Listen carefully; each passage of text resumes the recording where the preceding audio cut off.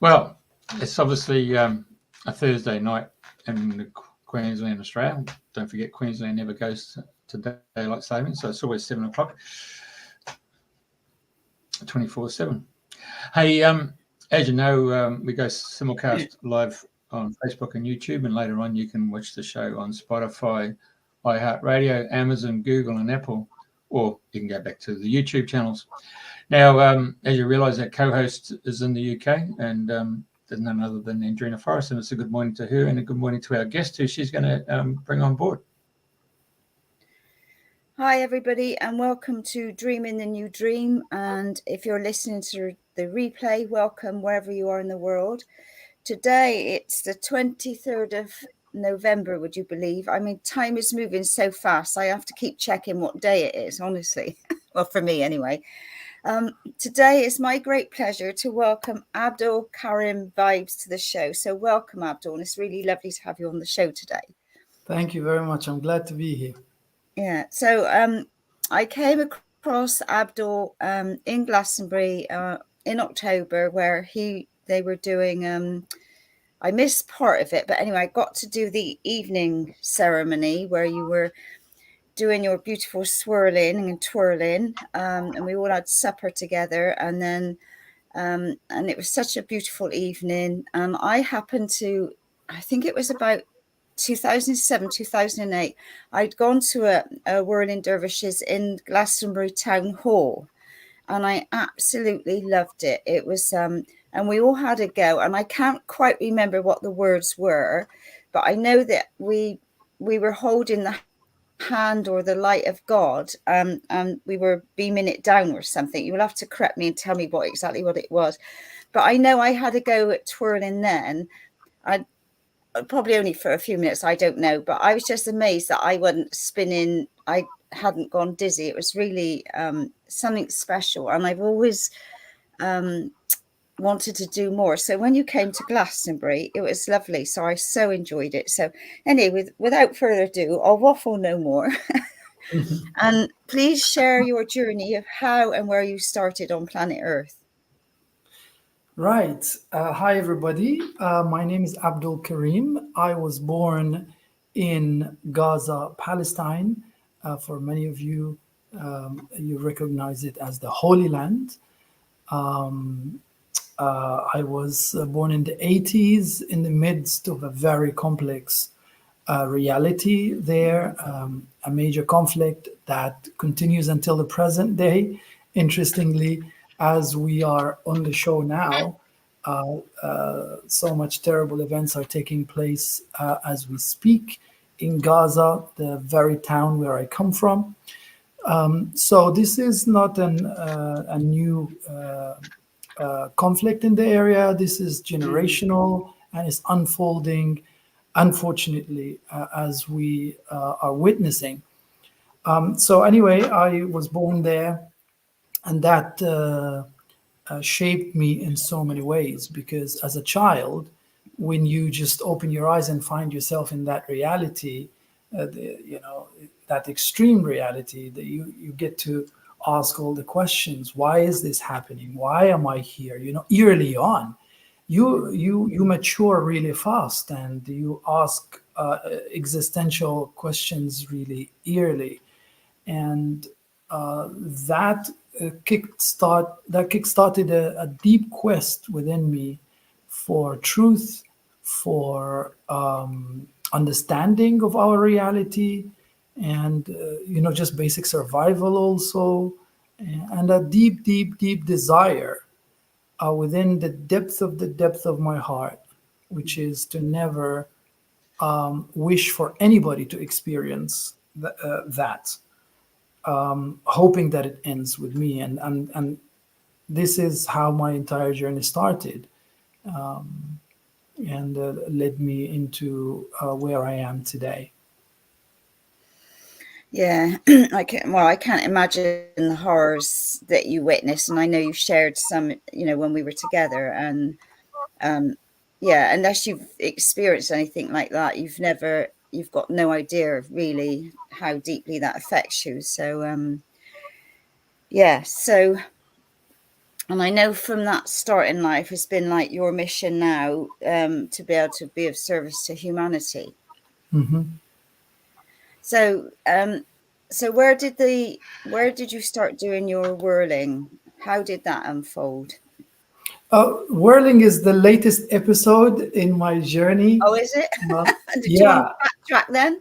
Go back. I mean, we could. In a nutshell, I spent 23 years of my life in Palestine under war zone circumstances, where the most horrible atrocities unfold in front of your eyes, and where it hits you and all your loved ones, and you're trying to process it and make sense of it all.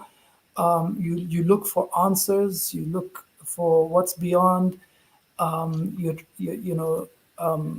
You're in a situation where there is no value for your life. You're made to feel as such. There's no safety. There's no rights. You feel like your life doesn't matter. And then with your little heart, you ask why, and what's the point of? And then you question life, right? Is this it? And that led me into a quest for understanding life, really. And something deep within me refused to participate in these violent cycles. Something within me did not, even though it's tempting for anybody in that reality, it's the pull is real. But something deep within me refused to contribute in that cycle, and I was deeply searching for meaning and for solutions and for ways to reduce the suffering of the people. I started with the people around me, myself, started a deep journey of healing and recovery. And eventually, when I realized it's too overwhelming for me to impact it in the way I would have liked, I decided to actually leave the place, which was a mission of itself. And eventually, fast forward, I managed to go directly from that war zone into London, of all places. So Yeah. that was a dramatic shift at 23. And then making sense of it all. But anyway, the beautiful experience of going into London gave me a sense of safety and sense of stability, and gave me the time and space that I need to heal and look deeper, and also network and reach out to different people and communities, and hear their perspective from outside. Because while you're in that so-called people call it as a concentration camp, it's blockade, and you're like, I spent most of my life within 3 square kilometers, right? Like it is really an open air prison. And so I knew nothing about the world other than what Hollywood offered on TV at the time, etc., or the Israeli TV for that matter.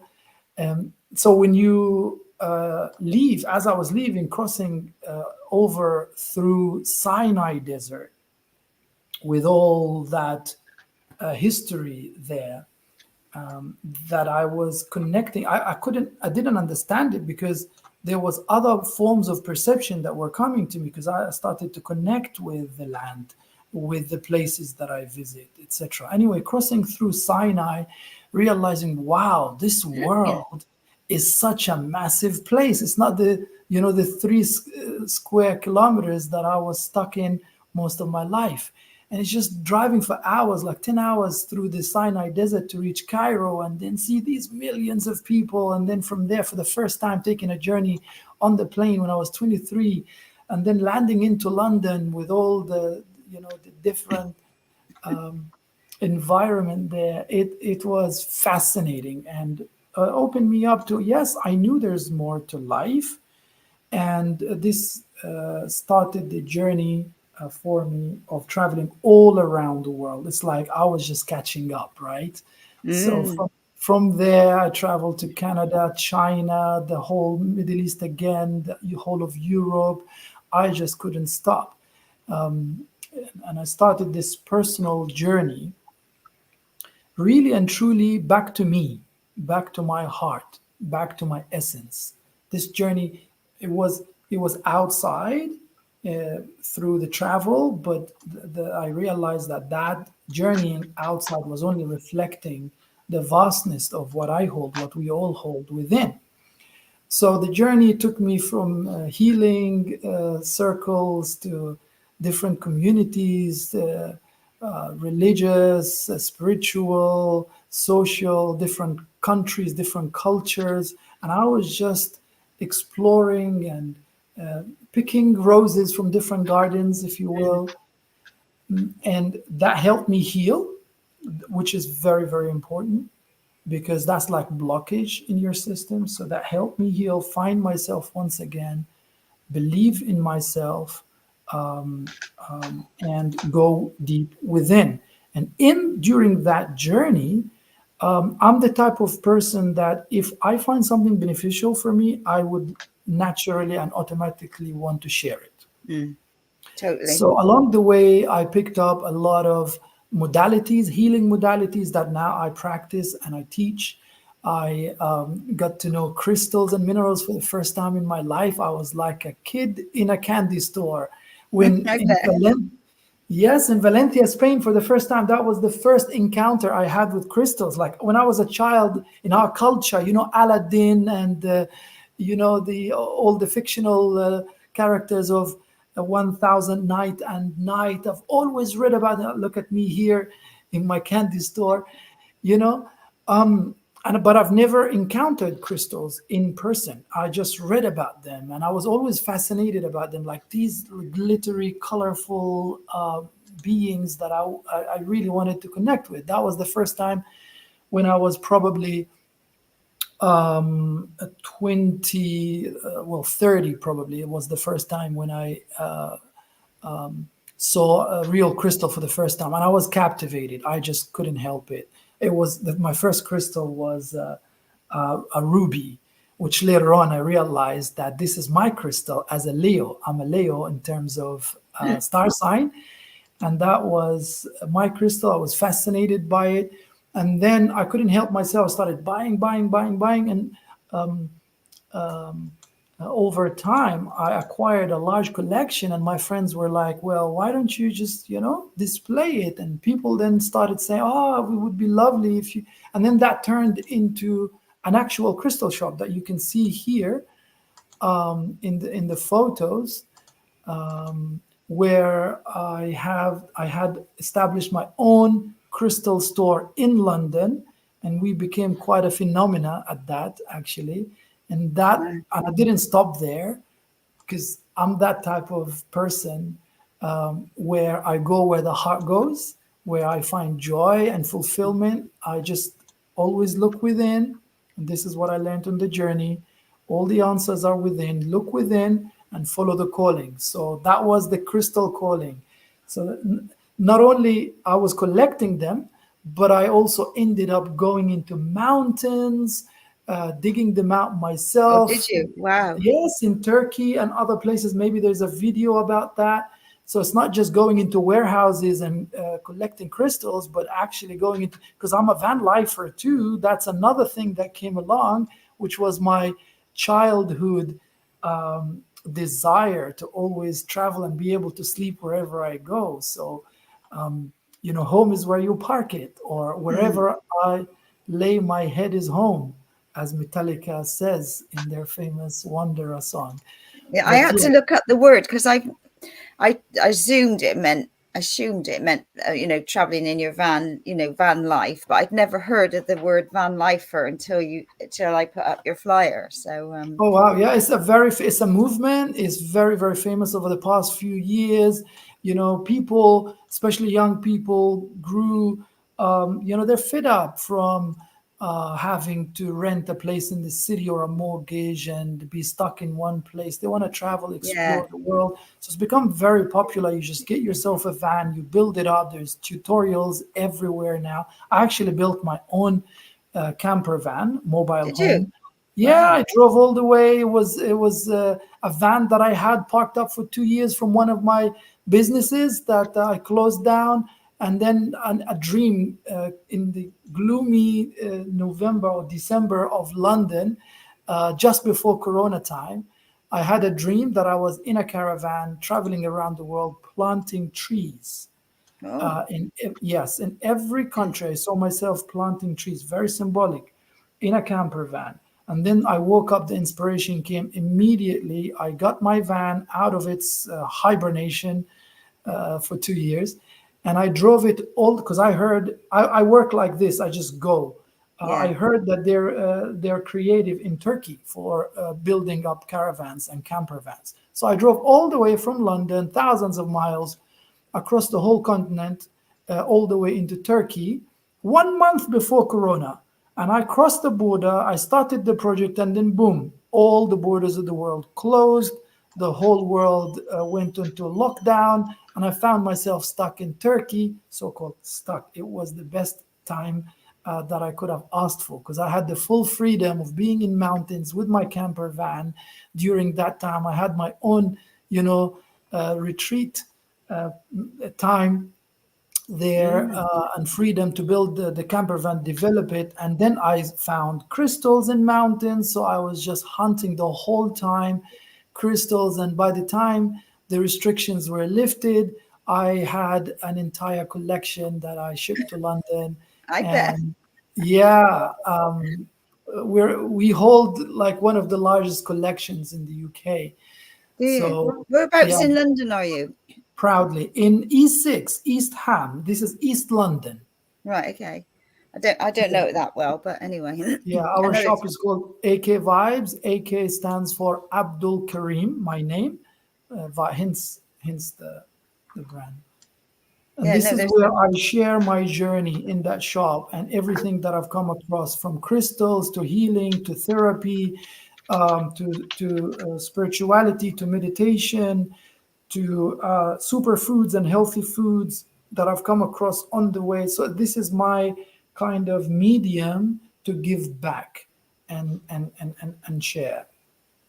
And then back to your question, yeah, this is the website and our online store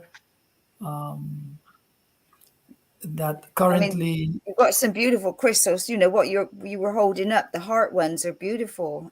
Yeah, some of the world rarest crystals you will find there as well, and it's hand selected piece by piece by myself. I consider crystals as living beings, as Tesla said as well. Quantum physics confirm that they vibrate their own unique energy. So if you connect with crystals, they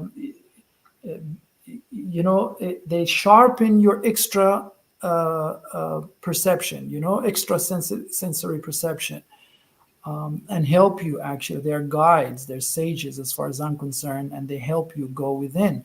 These were very important tools in my journey, and now I offer them and I make them available to people. Every single piece there is hand selected by myself, or hunted, or processed. I ended up actually opening up a whole factory in Turkey, in Istanbul, to process our own crystals, which are rare and historical there. Oh my God, that land is full of magic. Like literally, it's historic. There's ancient civilizations there. They have some of the world's rarest stones that no one can have access to anywhere else but Turkey, etc. So I had the pleasure and honor of exploring that country. This is our shop. This is London roads and Victorian houses, which I miss. I'm actually not in the UK at the moment, but because I keep traveling. So this is where we are. This is the street. This is where we are based. That's our store, which we've held for 10 years, and where we do therapies. It's like a space where people can come in. They don't have to buy crystals. They can just come in and connect with crystals, and they can come and have a chat with me or my team when I'm not there. They can come and have therapy. They can come and offload. Really, it's like this temple place, this sacred space that we are holding, of a high vibrational. It's unmistakable. It's a high vibrational space. The minute you walk in, it hits you, it uplifts you. And this is why, holding a space in London is complicated. Yeah, In many, I bet. and we maintain it. We hold on, and we hold that space, so that vibe and that energy is broadcasted continuously for the benefit of everyone. So this is just one aspect that we do. But back to your question about how I ended up into whirling dervish order, and that happened in Turkey when I was traveling, and because I went to the different communities. I explored Hinduism, I explored Buddhism, I explored Sufism, Islam.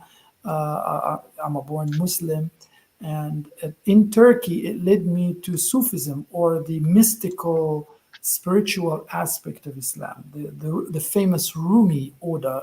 You may have heard of the famous mystic, I think 17th century mystic, Rumi, Mawlana Jalaluddin Rumi. He's the one who brought this meditation method, if you will, this whirling dervish system of meditation. It's a form of dance. You whirl around yourself. So I was always fascinated, because Rumi is one poet and mystic that has impacted and touched my heart so much. When I read his words, I was enchanted. Like, just the words, they're to me, they're eternal words. They speak of a reality from beyond. When you connect with them, it uplifts you. Things that impacted me, like Rumi would say, you are stop acting so small. You are the universe in ecstatic motion. And imagine me as a child who had no self-worth, really growing in a war zone where you're made to feel this way. And then you read, no, rise up, stop acting so small. You are the universe in ecstatic motion. And I'm like, what? I want more of that. Like, I want to discover more of the universe. Wow. And then he further explains that you are not a drop in the ocean. You are the ocean in a drop.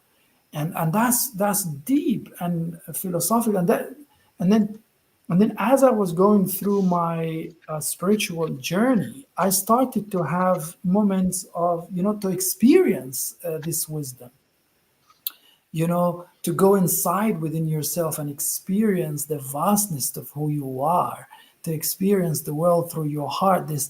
It's a whole different perception. It's not through the mind. You actually quieten the mind. You go in the heart, close your eyes, and you see the whole universe. You start floating.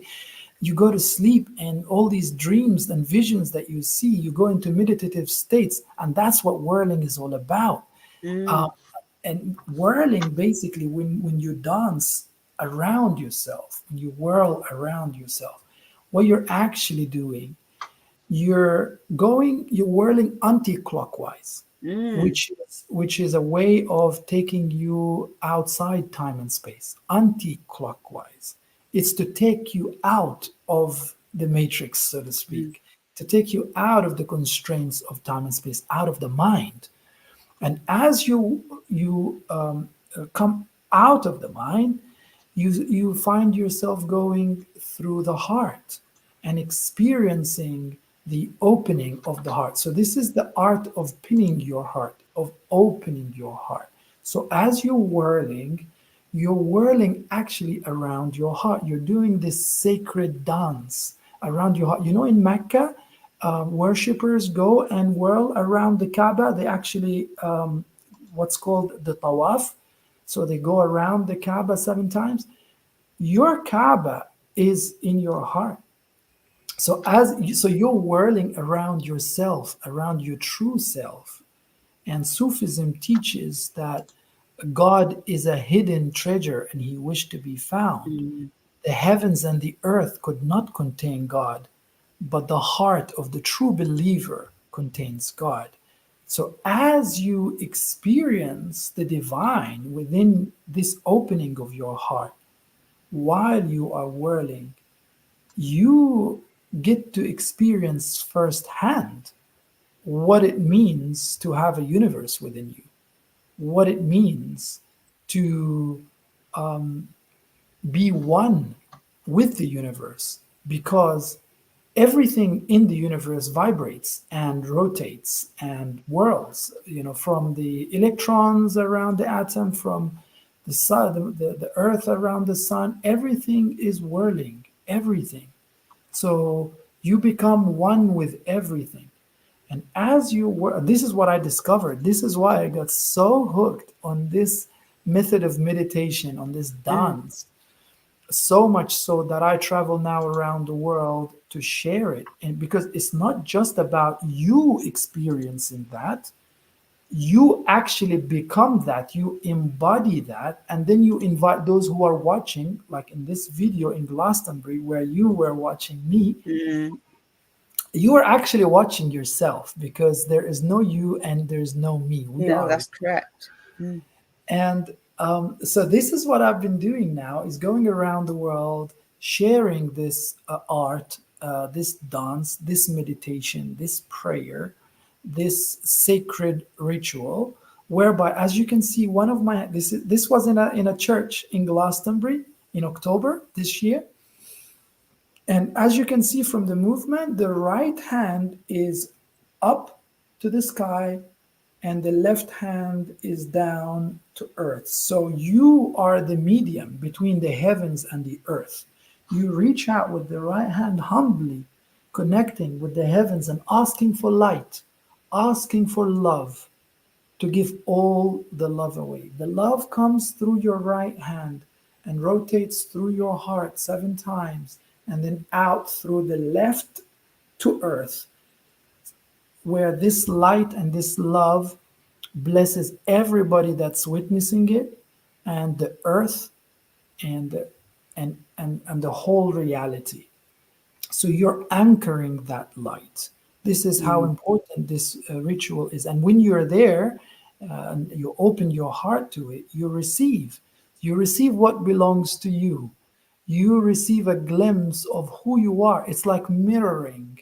You get to remember who you truly are, beyond the conditioning and the programming that we're told we are just a little me, you're just a brick in a wall. No, you're not. Rumi teaches you are the whole universe in ecstatic motion, and there is nothing like experiencing it firsthand. And this is what happened to me when I was lucky enough to meet my guide, my whirling guide, the master, the world master of this order, Sheikh Ahmed Dede, who you can see in the video, leading the ceremony, whom you've met in person as well, and had the most amazing chat, right?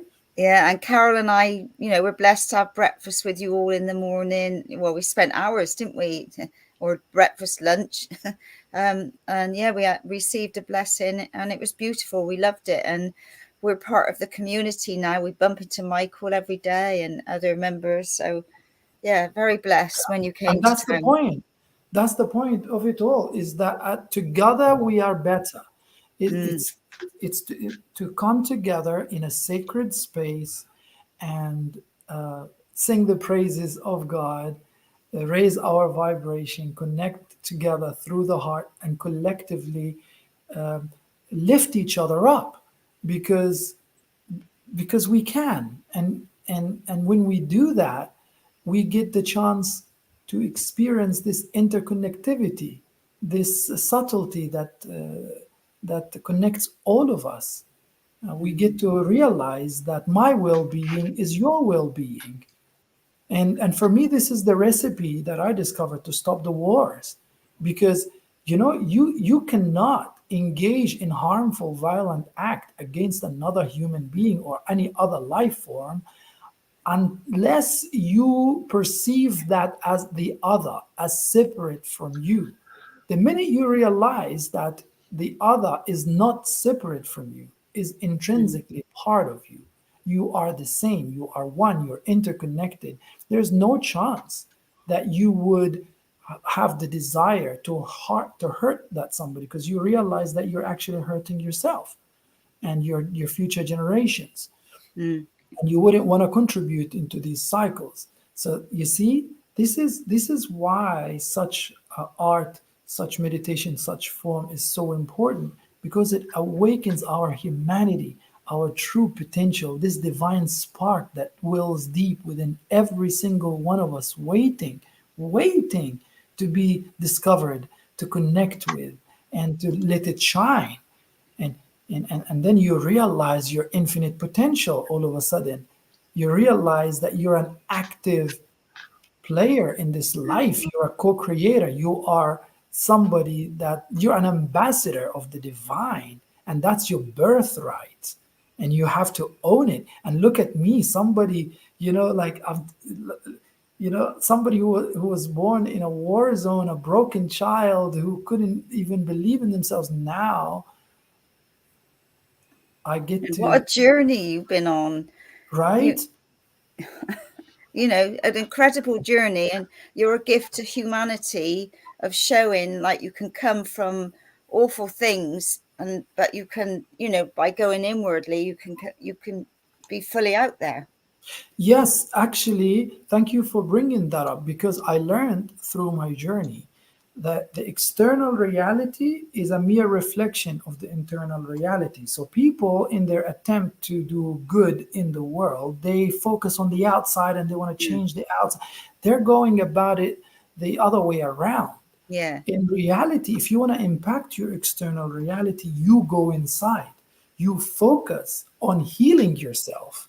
Because remember, you're the universe in ecstatic motion. The blockages that you suffer from are blockages that are reflected on the outside. Like in a simple way, if your room is cluttered, the chances are you have clutter within. And the minute you start to heal and you declutter within, all of a sudden you start to become a bit more active about decluttering your room and your environment outside. It's just a mirror effect. It's interconnected.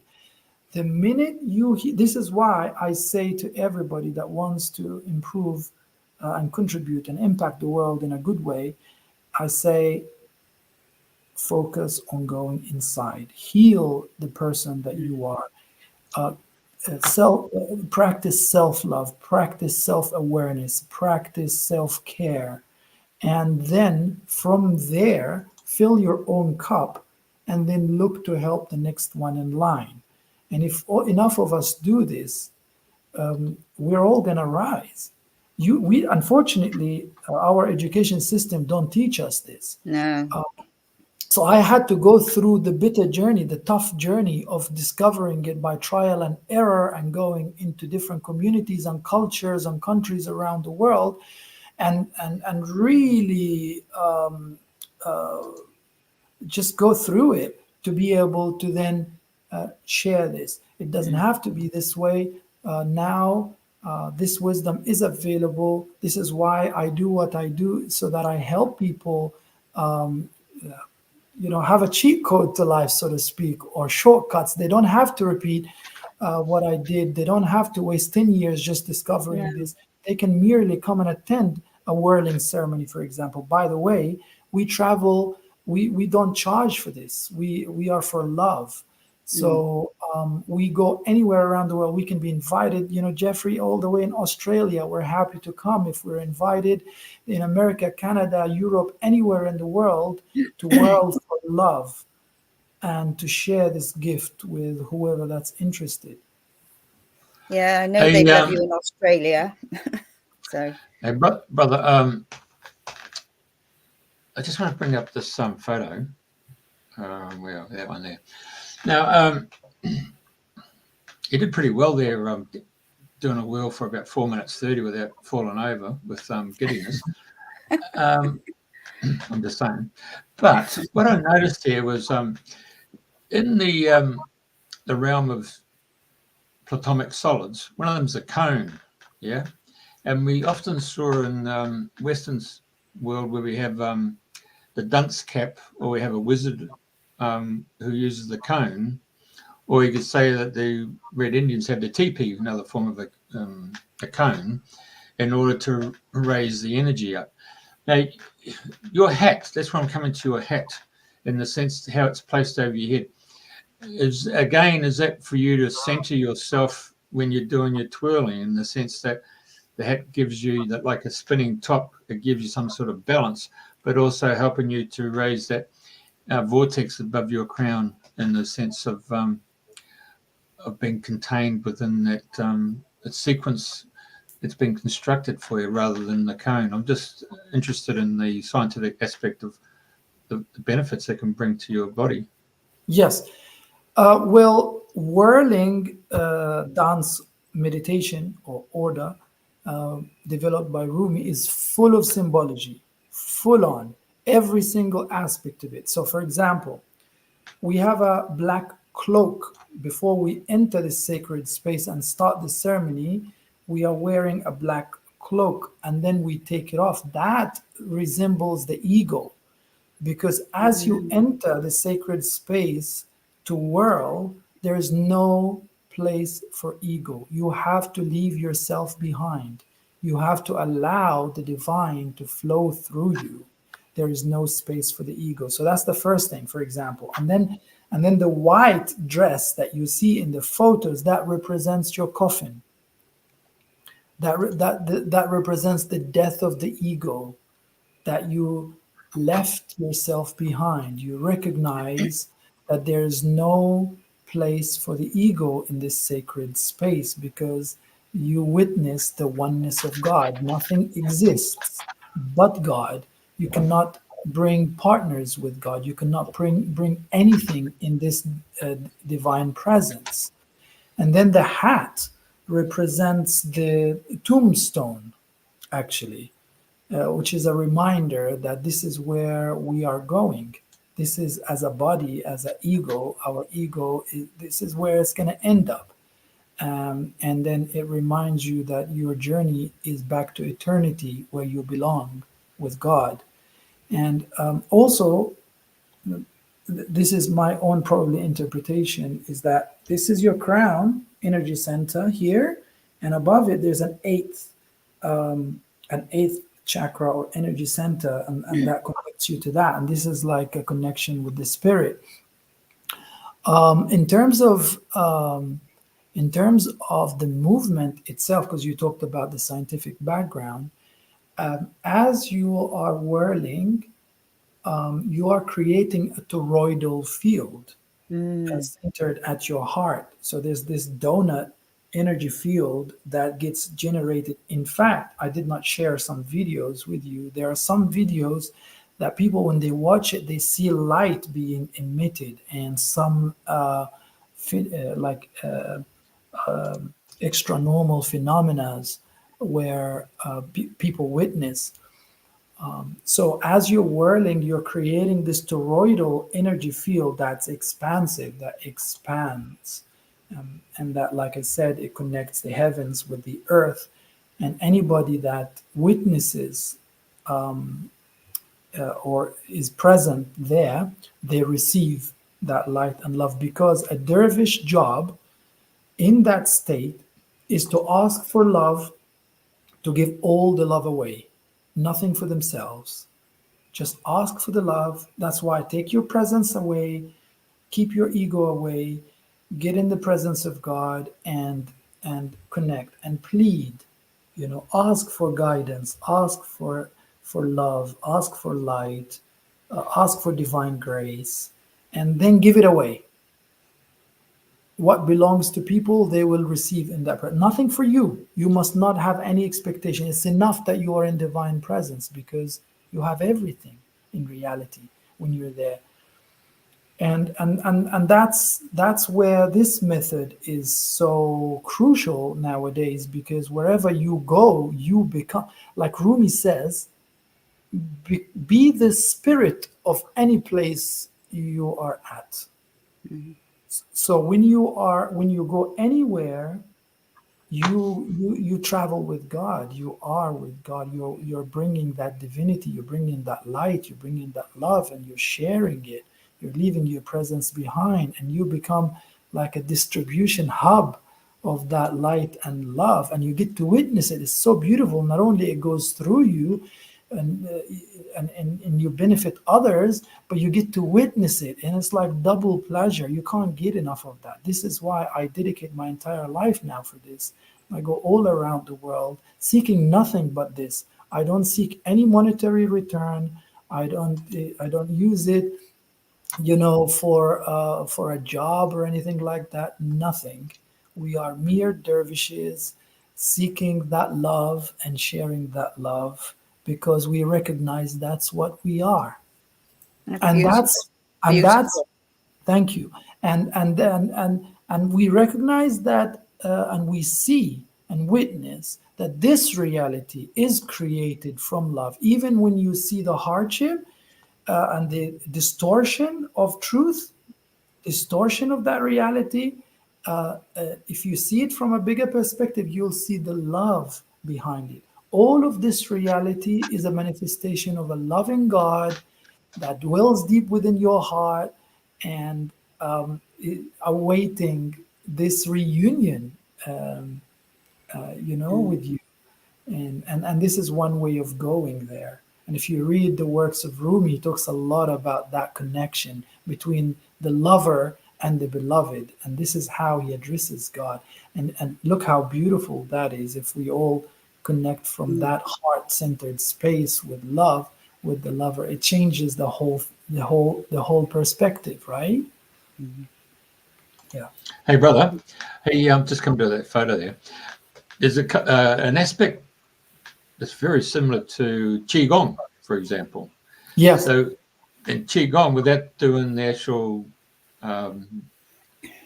whirl, you do go and place your hands like what you've just presented there. One goes to heaven, one goes to the earth. There's a few movements there that are really slow, but you can feel the chi go through your body. It's just So it's amazing how similarities turn up in different cultures. Yes, 100%. Wisdom. This is one thing that I found fascinating about the tradition of the Prophet Muhammad, for example, of Islam, where he said wisdom is to be sought even if it was in China. Wisdom is the bounty of the believers. Wherever he or she finds it, she's most worthy of it. So this call for always experiencing and seeking wisdom and knowledge from across the world, because ultimately we are one. Rumi teaches again, who's also a follower of the Prophet. Rumi teaches that see oneness in diversity. So we might be diverse in different colors, and like there's a verse in the Quran that says, "Oh people, I have created you into nations and tribes. I have created you from males and females and made you into nations and tribes, so you may get to know one another." Because as we get to know one another, we realize that we are no different. We realize this oneness. The more we get to experience that, get to know one another and work together and meditate together, the more we realize, wow, that same signature, if you will, that same vibration that vibrates through me is through you and it's through him. It's just it's like different points of reference on the same grid, so to speak. It's like this interconnectivity. You get to see it, and then all of a sudden that takes you inside to meet the divine within, and to understand that you are one with the divine. And that journey is my life journey. Our life journey is to take us there, is to take us back to source, is to take us back to love. Otherwise, if we live cut off or separated, this is the root of all suffering, Totally. Hence why, for example, during the ceremonies, if you realize the flute is being played all the time, very, very important tool as part of the ceremony. that ney, they call it in Turkey, that bamboo flute. Again, the symbology is there. The bamboo flute was once part of the bamboo tree, and it got cut off, and it's got separated from its mother, from the source, and it was made hollow. So when you blow into it, the sound that comes out is the sound of longing for the source. This is why when you hear the flute, it's so nostalgic and so sentimental, and it evokes something within you. Because we are like that dry flute, longing for the source of where we come from, where we belong. Yeah, that's beautiful. You know what you've shared about the flute. So, and I know when we watched you in Glastonbury, it's so hypnotic. Just, you know, you're totally in that space, totally focused, just watching you. You know, you're like you're in your own trance, aren't you? For us that are watching, you know, absolutely beautiful.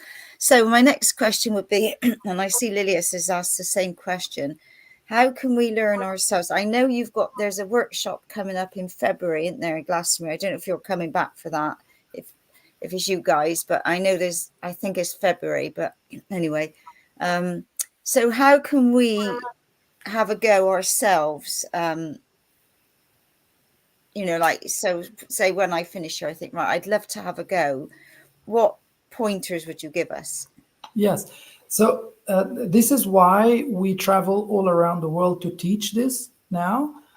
You actually missed the session because you came to the afternoon ceremony. I know. It's all right. It's meant to be this way, so we get to see you again. Exactly.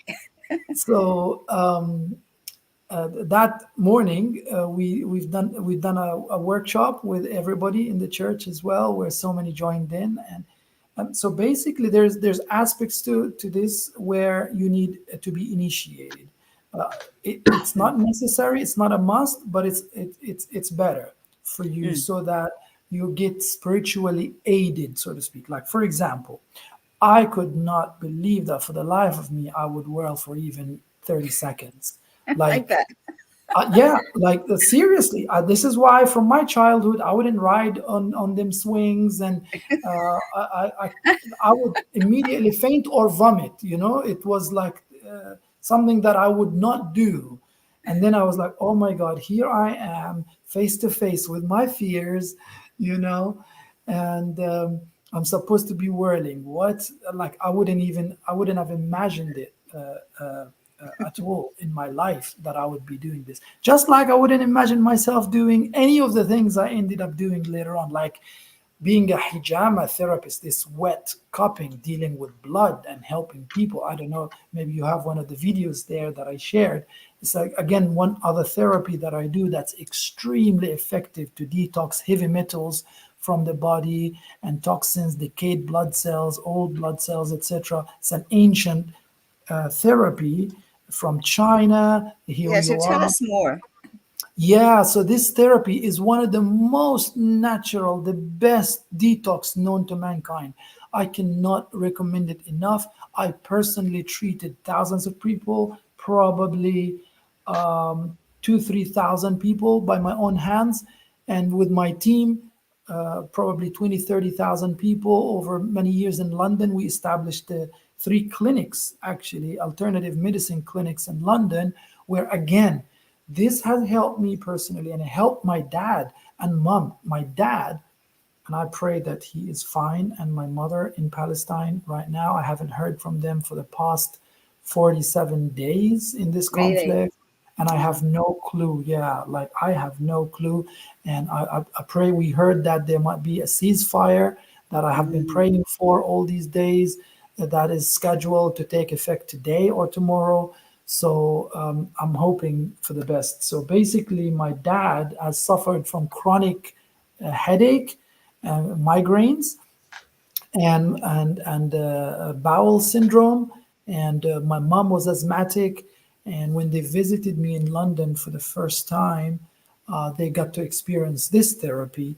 And it was like magic. My dad's 7-year terrible migraine disappeared after one session. It Wow. was like a miracle coming true. And this is again something in the Sufi tradition. The Prophet of Islam, Muhammad, peace be upon him, recommended it so much on a magical journey where he traveled. He was taken by a vehicle of light, by this like Pegasus-like being, an Archangel Gabriel. They took him from Mecca to Jerusalem, where I come from, and then from there into heavens where he met God. On that journey, he said, on this miraculous journey documented in the Quran, he said, I did not pass by a single group of angels except that they told me, O Muhammad, command your people, order them to do hijama, which is this therapy, wet cupping. It's so, so, so beneficial. I cannot recommend it enough. I had practiced it personally for so many years. I've seen the impact firsthand on myself, my family, and thousands of patients that came seeking help, especially now those who want to, detox from whatever effects, that they're suffering from now, spike protein and that.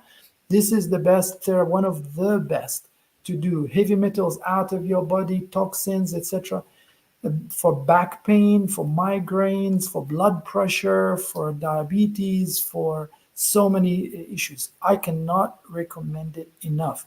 Again, that's something along the way I learned in Egypt, the land of, sacred land of ancient Egypt, full of mystery. Here we are. This is in Edfu temple, where a high priest is depicted using the ancient Egyptian power tools, the Ankh, the Was, and the Diyet. And I was just showcasing this ritual. It's a whip. It's a fire whip. This is me in Abu Simbel on the Sudanese-Egyptian border. In Abu Simbel temple, carrying the Ankh and the Was in my hands with the two wrists, which is similar to whirling. You see that? On the heart, two wrists connecting on the heart, taking you back into your power, right? Because the true power is the power of the heart. And little did I know that also there are similarities, Jeffrey, on the point of similarities. Look, when I went back into whirling, again, you start with both hands on the heart, embracing who you truly are. So as you see, along my journey, I picked up these modalities, these extremely beneficial tools to help. And then I experience it firsthand because I like to practice what I preach. I've experienced it firsthand. I vouch for it. I know that it works beyond a shadow of a doubt. And then I share it. In this video that you're showing, this is another therapy that I learned in Valencia, Spain. This is called Atlantean therapy, which incorporates quantum accelerators, these tools of light. They emit light, geometry, sacred geometry, and color. And through that, we calibrate the energetic field of people, spaces, and objects. And we also utilize ancient Egypt power tools. As you can see, we work on ancestral baggage.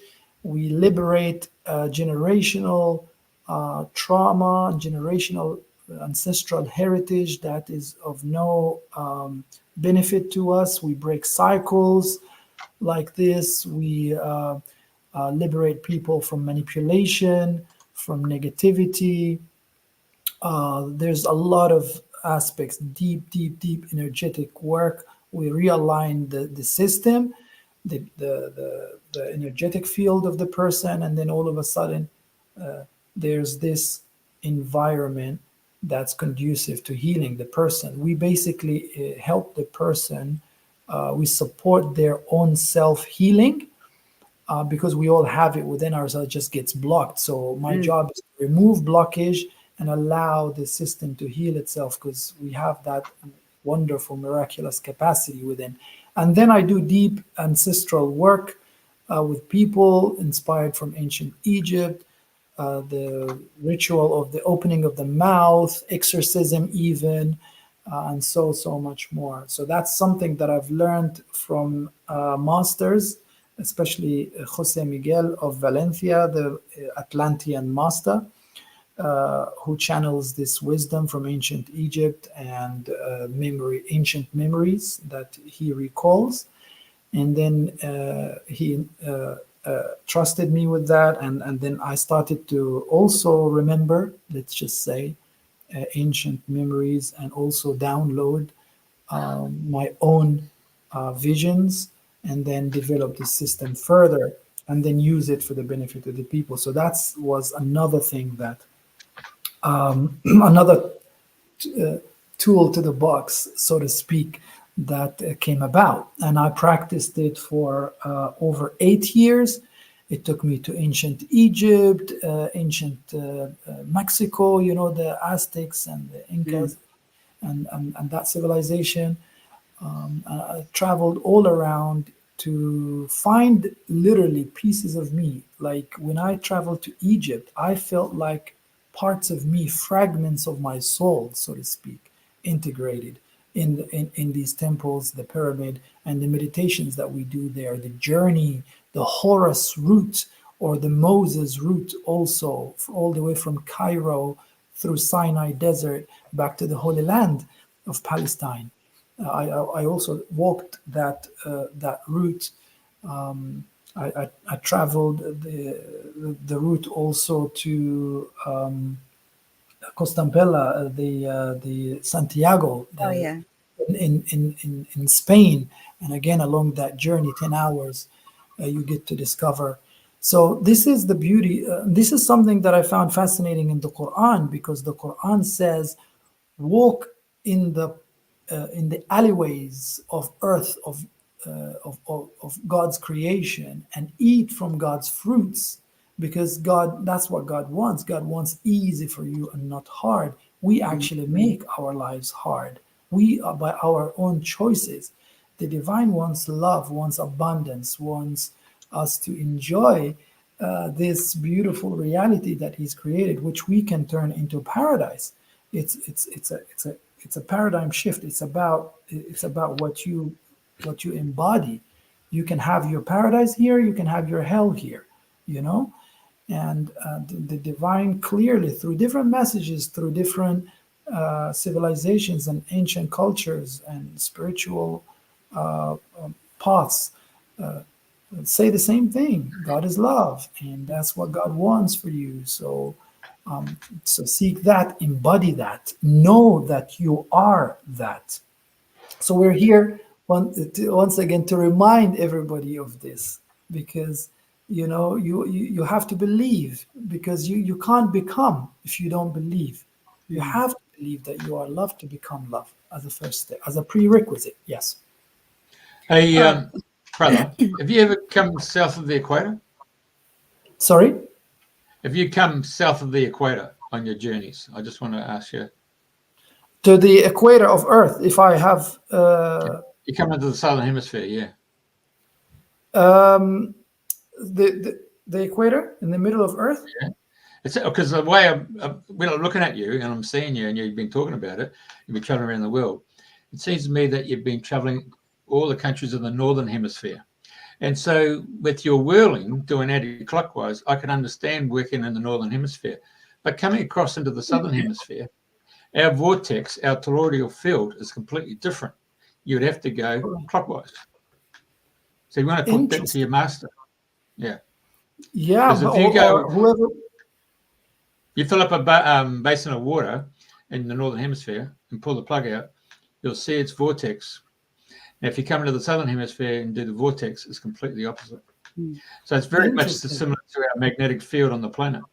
So yeah, because I don't know if your Sufis have actually come south of the equator, but I also want to say that, you talked about Muhammad, but we've got the Shiites as well. So isn't there always that little conflict in ideology between the Shiites and the Sufis? Yeah, it's the same as the Anglicans, Lutherans. Yeah. Yes, you meant to say the classic historic division between the Shias and Sunnis rather than Sufis. Sunnis. My apologies. I take that. Yeah, back. no. That's not a problem. There's actually the Sufis and the Shiites and the Sufis and everybody else. they are a lot closer, because you see, with Sufism is the mystical practice, the spiritual path of Islam, and it's closer to Shiaism, it's closer to Sunni. It's like it's not, it doesn't fall as part of this divide. You can have a Shia person that's a Sufi, seeking a spiritual path, and you can have a Sunni who's Sufi. So Sufism is this spiritual path that takes you to the heart, irrespective of the political or religious affiliations. Because in my way, for example, my religion is love. In my way, and I recognize the message of Prophet Muhammad. He was sent as a mercy to mankind. There's a lot of misconceptions. People don't actually know who Prophet Muhammad truly is. He is the mercy to mankind. He came to everybody, irrespective of religion, background. His message is universal and should be practiced as such, a message of love, compassion, and coexistence. But then you have established religions coming in and wanting to hijack that and impose their own interpretations, their own way, and then they move away from the essence of love. And then you get to see this distortion of truth and its manifestations of conflicts and troubles and divisions, and which makes you wonder, are we actually, who are we actually serving in this way? And this is why with our practice, we move away from all of that. Understand. Back to the heart. Back to the heart. That's the solution. People can hijack whatever they want to do. The ego can manifest in different ways in all cultures, and also we see it, in all religions. And this is where problems start to happen. And this is where people need to realize that these tools that came before, the spiritual path, these religions, were meant to guide people to their heart, to the source, to love. And if they fail to do that, then maybe it's time to ask the question. And if that path doesn't lead you nowhere, then there's always the path straight to your heart. And we are here actively working to remind people of that, irrespective of color, background, religion. We are all one in the sight of God. And the love that beats within my heart, it's big enough to encompass this entire reality. Even the wrongdoers, even those people who are programmed and hijacked, I actually have sympathy for them. I have sympathy for people who are in pain, who are suffering, and they're resorting to the wrong things to ease their suffering,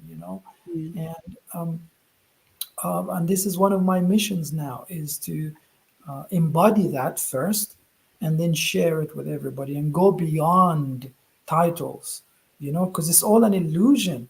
For God's sake, like, my name was given to me by somebody else, and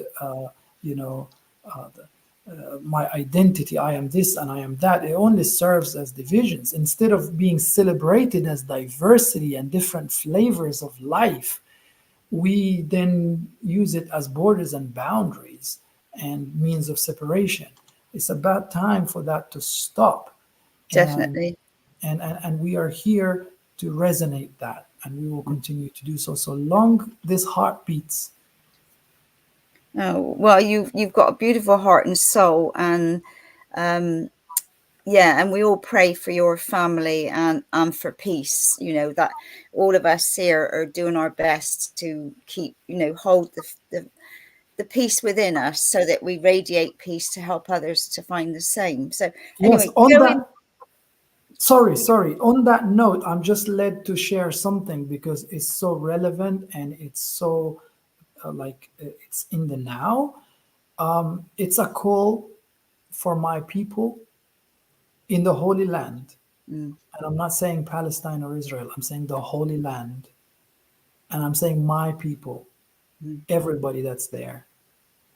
For those who resonate with this message, it's time to rise up and spread this love and spread this peace, because you are the true ambassadors of love and light, and I know you exist. I know personally people on both sides who want to see the suffering come to an end, who want to only see love and coexistence and unity for everybody on the Holy Land, because the Holy Land is for everyone.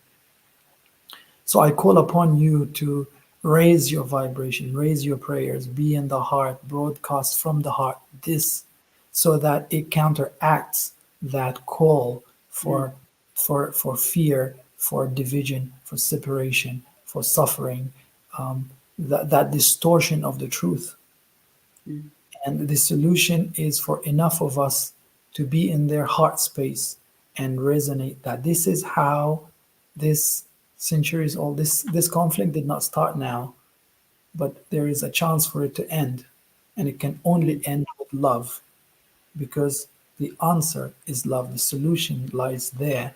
And those who embody that need to resist the temptation of being pulled in this war vortex and remain in their heart space and resonate, and never doubt the power of your heart, the power of love, the power of your vibration. There is a reason why you and I were born in that part of the world. There's a reason why we genetically belong to that ancestral line, and it can end with us. If you are overwhelmed, take strength from my words. If you are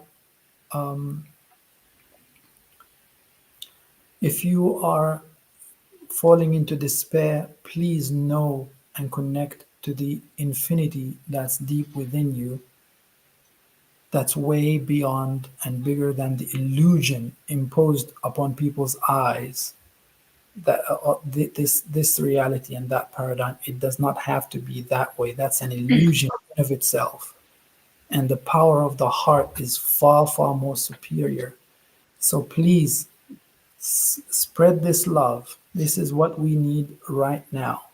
Free yourself, free your future generations from this baggage, from these cycles that are consuming us. Isn't it time? Isn't it enough?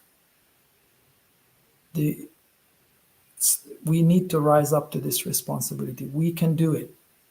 I have risen up for years. I made conscious choices not to contribute to the cycles of suffering and violence. There is a better way, and this is the better way.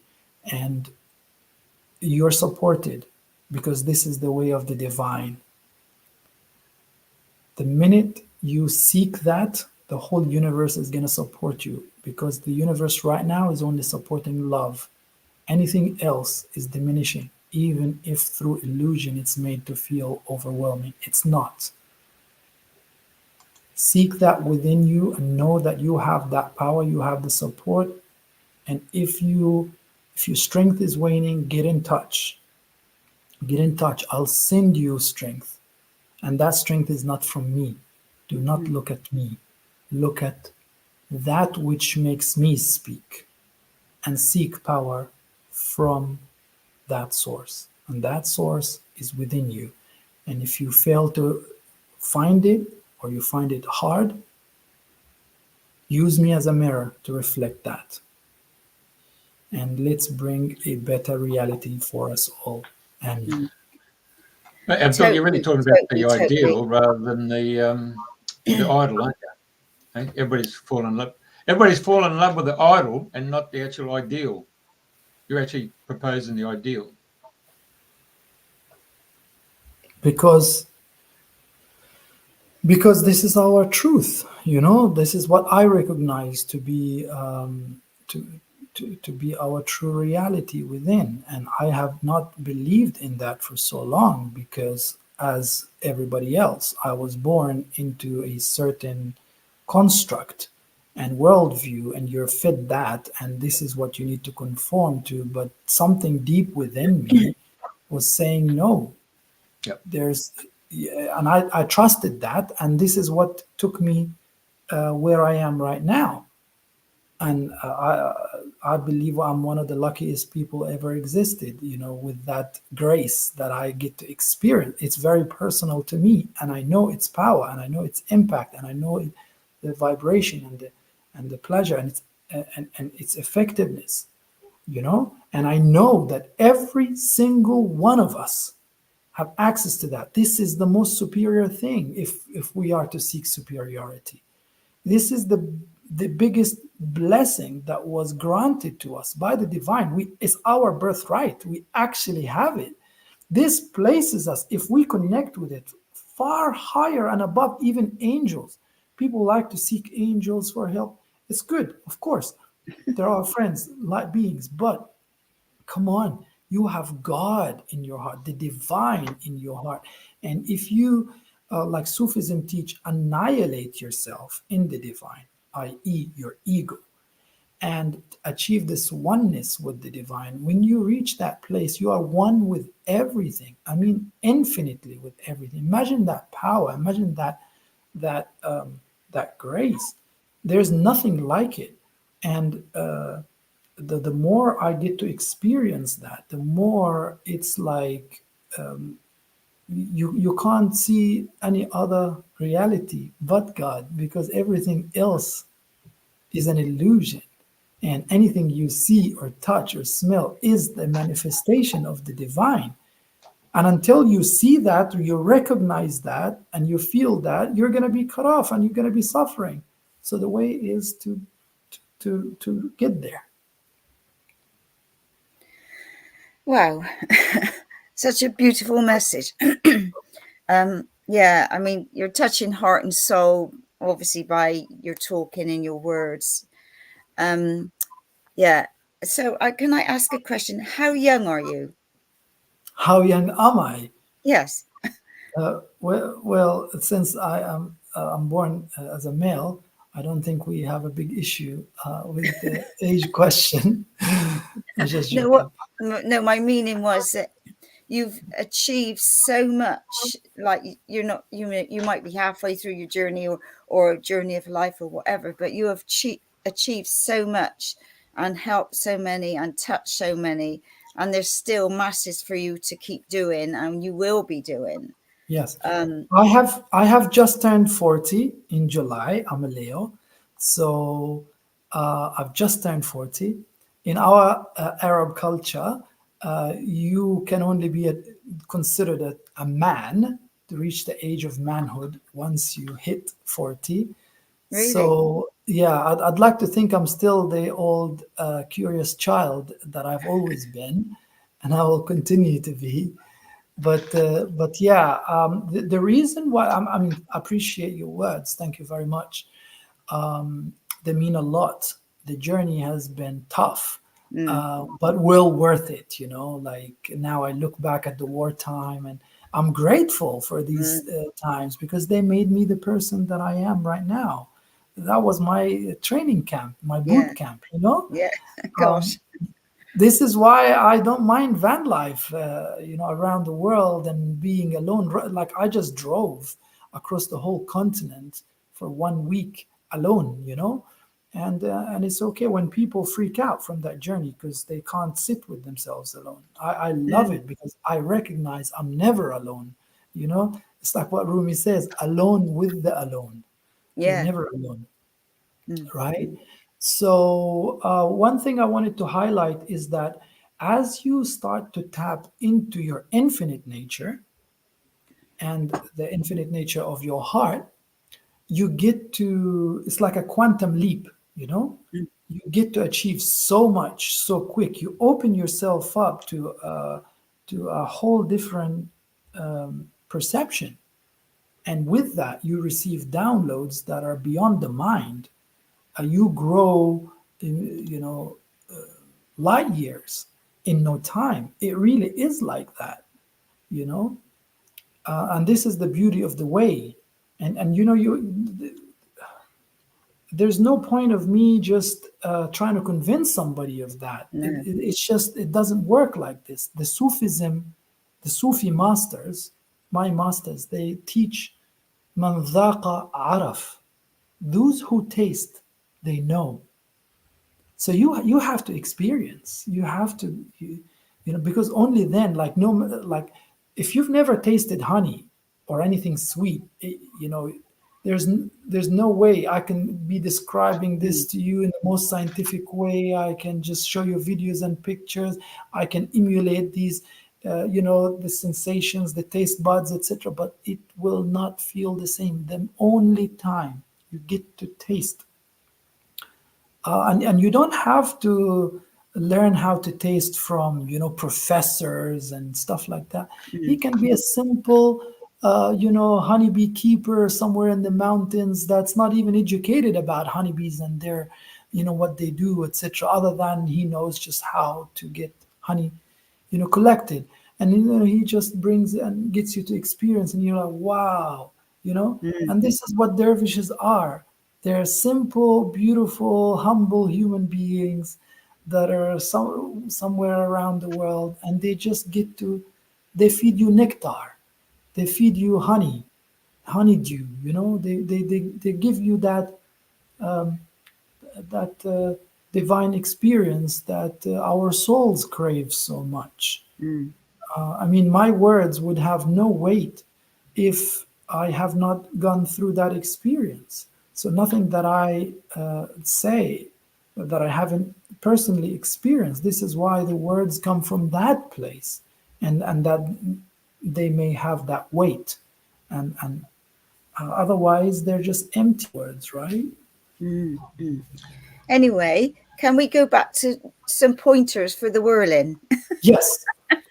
So, okay.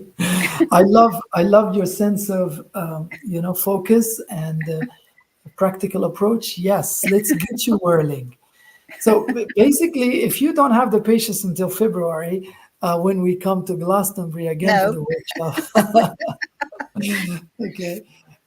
So basically, you can start really slow. Everything is all about intention. You have your own private channel, your own private connection to the divine in your heart.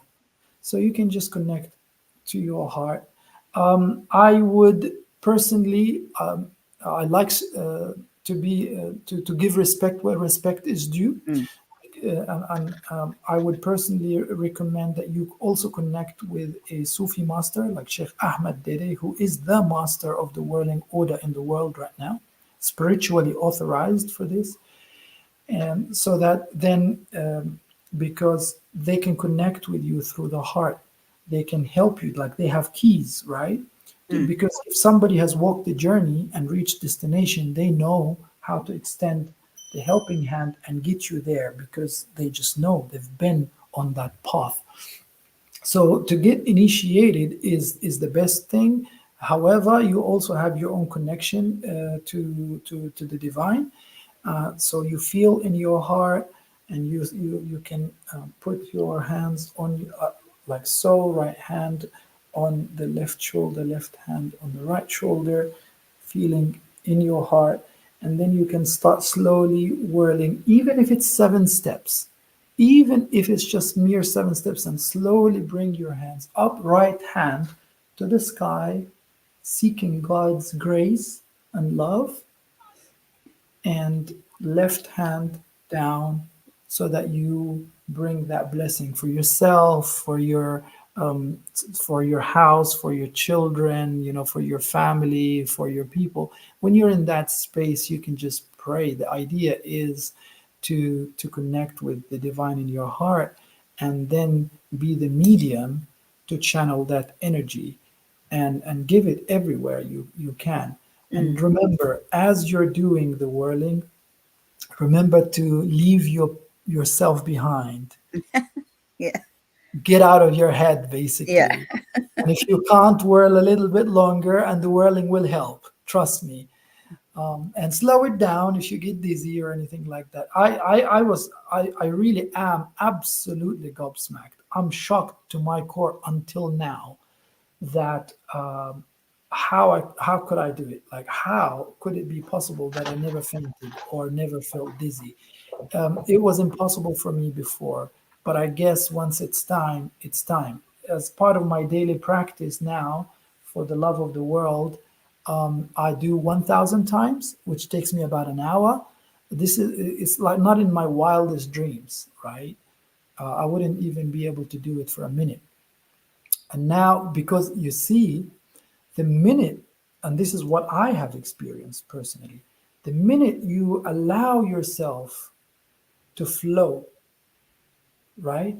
After a while, you might start physically whirling, and you might feel it. Oh, okay, I'm taking one step at a time. Oh, I'm rotating. You're physically feeling it. But you know what? After a while, this presence become to carry you. Like you seen me in Glastonbury church. I was gone. I was just floating like this. We were there for intermittently for a couple of hours or something. Definitely. Right? And after a while, you get to experience a presence that's more superior to your ego, to your identity or who you think you are. And it just carries you.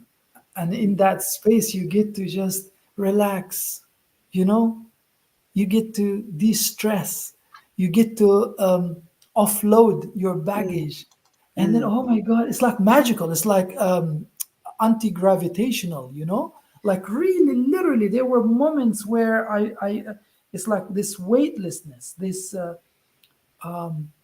you're being carried by the hands of grace. The angels are putting their wings under your feet, carrying you. And you can't be the same after that. Once you taste that, once you experience that, you can't stop. And then you get to see that it's actually impacting the people too. Yeah, look here. And there were other, that was like halfway through it, and there was a moment where everybody, all the musicianal band behind, they all got up and they started to, chant. And I was just gone, because I was also connecting with the power of their chants that was coming, and I was just absolutely gone. Like I couldn't even feel my feet. It was the most divine that I have felt, and so many people, tens of them that were there, they came back and gave feedback of how they were touched by it. So it's real. It's not fantasy. It's not just a mere dance. It is a dance with a purpose, with a message, a dance that literally anchors light and love in our reality if practiced correctly, and if practiced, what shall I say, altruistically. Yeah. And this is why this is my friend and brother Adam. He's Hungarian, and also he became a Whirling Dervish recently too, and he's fantastic. Yeah.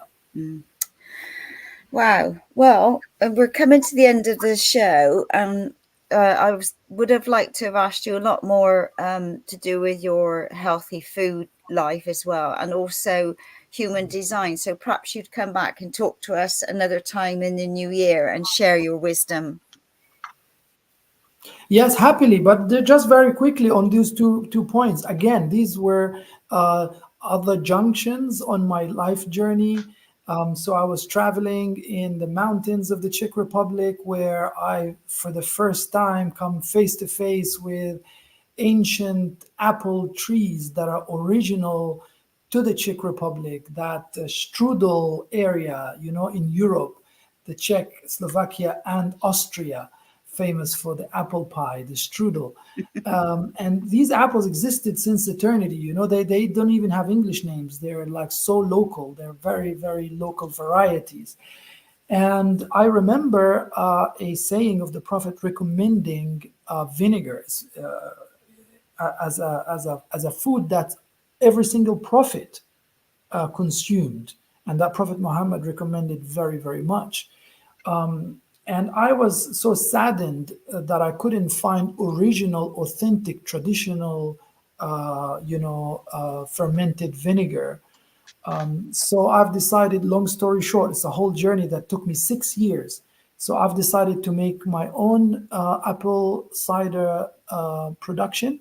I studied 3 industries to get to that by myself through books and pure experimentation. I studied the juice making industry, the alcohol making industry, and the vinegar making industry to make a truly authentic, no additions, no filtration, no pasteurization, truly tradition, like it was like it was done in Jesus times, truly healing, because I couldn't find it, so I ended up making it. And that started a whole journey into food, because you see, again, the Prophet recommended that, look, your body is your vessel, you need to take care of it. And nowadays, corruption is everywhere. Everything is corrupted, all the food, the air, the water, right? So I started this radical almost approach to, no sugars, stay away from sprayed food as much as you can, make your own food. In my van, in my camper van, I cook my own food. I go to mountains, I source it from farms, I ferment my own foods. This live culture that we lost, all these condiments nowadays, they're dead. This mayo and tomato sauce and what's not is dead food.